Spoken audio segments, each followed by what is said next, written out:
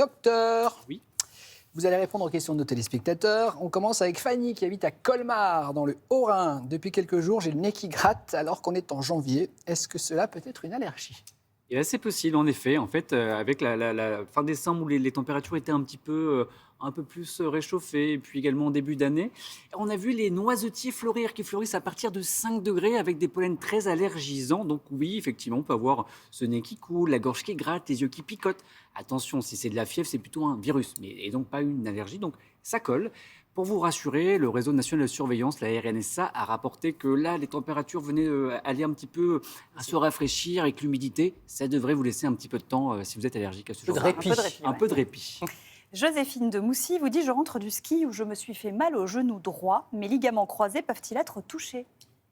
Alors, c'est possible. Maintenant, c'est assez caractéristique, hein, la rupture des ligaments. Parfois, c'est vrai que je vois des patients arriver au cabinet qui ont été au ski il y a 15 jours et qui vous disent est-ce que ce n'est pas les ligaments qui ont pété ? Alors, pour rappel, les ruptures de ligaments, c'est extrêmement douloureux, Oui, c'est ça, on brutal. le sait généralement. Voilà, alors après, on peut avoir une atteinte, mais sans rupture brutale, franche. Mais dans ce cas-là, généralement, c'est vraiment quelque chose, on passe rarement à côté avec un genou gonflé. On parle de sensation d'instabilité. Les ligaments croisés, et vraiment, c'est dans le genou, ils se croisent, et s'il y en a un qui pète, en fait, ça permet de stabiliser le tibia qui est en dessous, qui peut soit partir devant ou derrière. Donc voilà, généralement, on ne le passe pas à travers.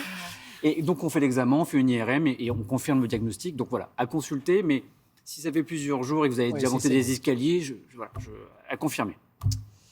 Nolan habite à Limoges. Dans quel cas faut-il être à jeun pour faire une prise de sang ? On vous demande. C'est vrai qu'on nous dit souvent prise de sang à jeun.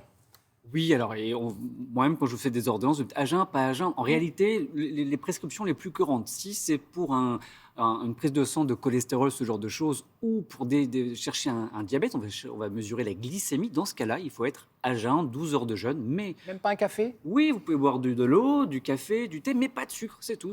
Voilà, vous mangez pas de sucré, mais l'eau, ça passe, le café aussi. Mais voilà, c'est surtout cholestérol et la glycémie à jeun. D'accord.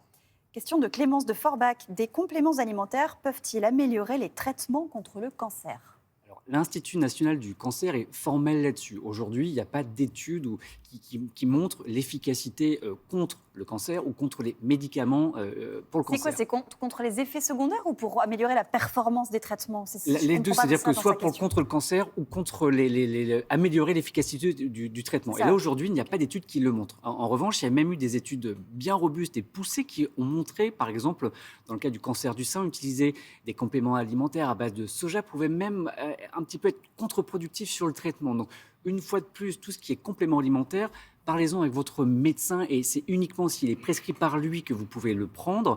Le reste, la plupart du temps, ça passe par votre assiette et il y a une alimentation équilibrée et variée.